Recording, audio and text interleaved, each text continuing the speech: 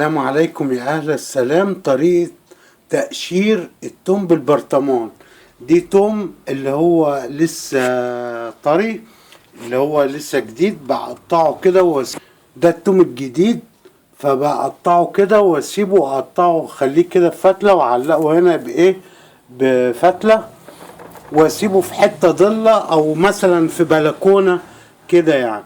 طيب بعد ما بنشف بيبقى التوم بيبقى كده تمام يا بنات، او بسم الله ما شاء الله.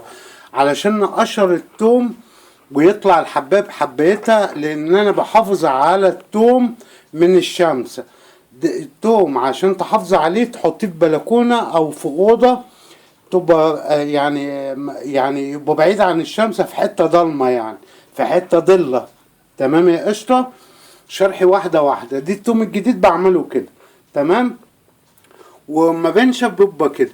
طب احنا عايزين نعمله في البرطمان ونقشره من غير ما تتعبي نفسك ولا اي حاجه. ابقوا معانا ونشوف هنعمل ازاي تقشري التوم بالبرطمان. بفتح البرطمان بتاعي عادي وبجيب ادي راس التومه. كل اللي عليا ان انا بس بفرفط التوم كده علشان يسهل معايا، وانزله داخل البرطمان اهو. كل اللي عليا ان انا بفصل بس الفصوص عن بعضيها اهو يا قشطه. تمام، حاجه سهله ومش صعبه. وبروح عامل جايب برضو واحده تانية اهو، واروح حاططهم كده. طريقه تفصيص التوم اسهل طريقه لتقشير التوم تمام بالبرطمان، حاجه بسيطه ومش صعبه اهي يا بنات. شوف انا فصصته فردته بس بعيد عن بعضه اهو. جربي الطريقه دي وانا بعمل كده، ولا تستخدمي سكينه ولا اي حاجه.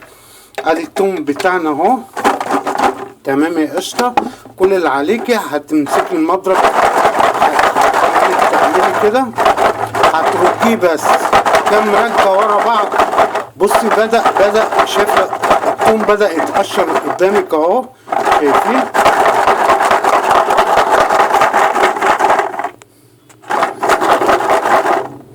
شايفين يا بنات؟ بدأ يتقشر معايا.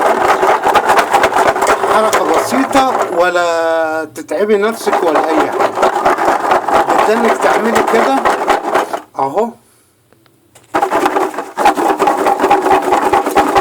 شايفين يا بنات؟ بسم الله ما شاء الله. ولا استخدمت سكينة في تقشير التوم ولا أي حاجة أهو. وادي كده هنشوف كده بقى. بسم الله ما شاء الله. شايفين اهو ايه رأيكم؟ حاجة بسيطة.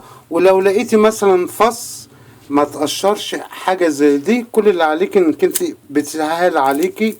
ادي طريقة التقشير دي كله تقشر ما عدا كان الفص ده. وحبيت اقول لكم على الطريقة جميلة وحلوة، ويا رب تكون الحلقة عجبتكم. ازاي تقشري التوم بالبرطمان اهو يا جدعان. شايفين؟ بسم الله ما شاء الله. التوم اتقشر اهو. ودي التوم الجديد ده.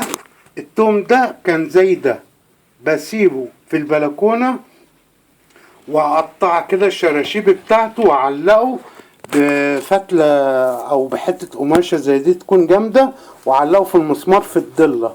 تمام. عمر ما التوم بتاعك ما يطلع بالطريقه دي. بسم الله ما شاء الله. يا رب اكون وفقت في الحلقه بتاعتي، وكل سنه وانتم طيبين بمناسبه شهر رمضان الكريم.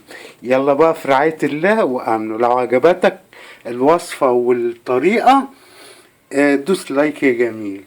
اسهل طريقه لتقشير التوم بالبرطمان. تمام يا قشطه. يلا في رعايه الله في حلقه قادمه. مع السلامه.